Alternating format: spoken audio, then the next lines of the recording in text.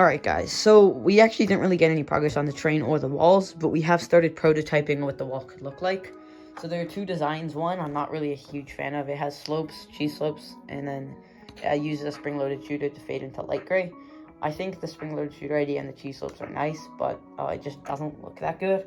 I actually like this design more, where it has like 2x1 slopes that go up 3 studs instead of 2, which I think looks a lot nicer. We're probably not going to use any of these two designs. We're just going to like experiment with different types of it. But yeah, let's just get into a time lapse of building the wall. Here we're basically just laying out the foundation of the wall, getting the measurements correct, and building up the base layer, which is in dark gray.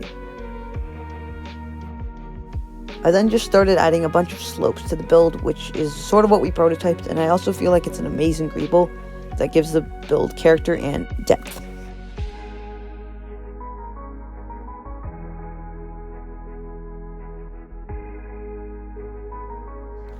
Alright guys, so you just saw us building the first base area of the actual wall. I think it's starting to look really nice. I really like the different slopes we used and this spring-loaded shooter to transition from dark gray to light gray.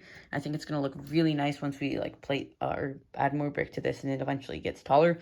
Obviously, we're not even close to being done the height of this because it's going to be something like this tall, which is huge, but we've definitely been making great progress, and I think it just looks really nice against the foliage. So we'll probably head into another time lapse.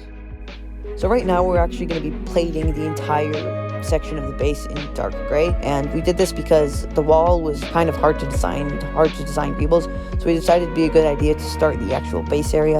And the white outline you can see in plate is actually just for the landing pad because we're going to fill it in with tile rather than dark gray plate.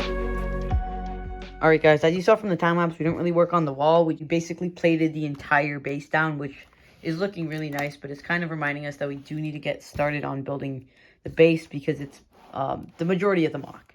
So essentially we're using just a lot of 16x16s and some 8x16s to plate everything down, which has been a lifesaver because our plate collection can definitely not fill this up. So we just got an order of those recently.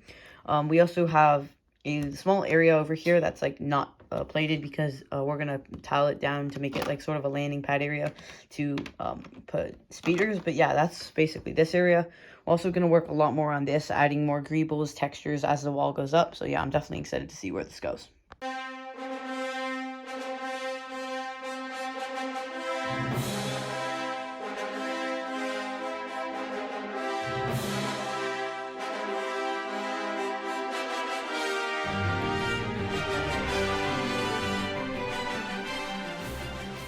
Alright guys, a quick break from the building because we just got this package that we've been waiting on for a while, and it has a lot of different parts that is going to help us with the train and the wall.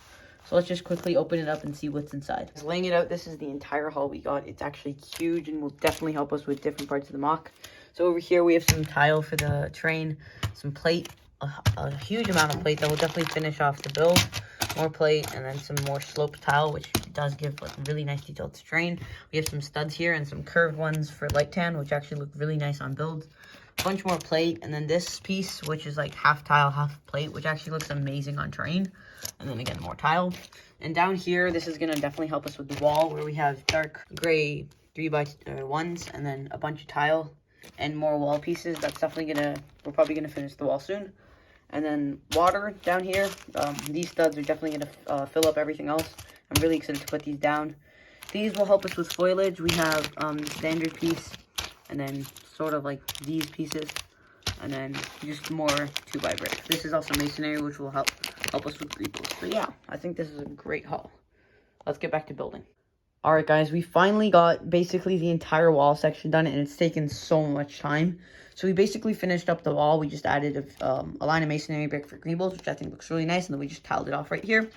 And then we have basically the two watchtowers, which took a lot of time, like too much time to build. And it basically has like a sloped top with you know, inverted slopes down here, and then yeah, I think it just looks really nice. If you try to put a minifigure in, I mean, it doesn't look the best, but we'll probably just add like a little bit of elevation around it. But I think ultimately this progress looks good, so I think we'll just hit the outro. So that basically wraps up this week's episode of Building Kashyyyk and Lego. Hope you guys enjoyed. Please like, comment, and subscribe if you haven't already, and I can't wait to start building this mock even further. This week we've gotten a lot of progress on the wall, which I think looks amazing and provides a nice facade to the mock. But next week we're going to start on the base area and like barracks, the landing pad, and finish up the train.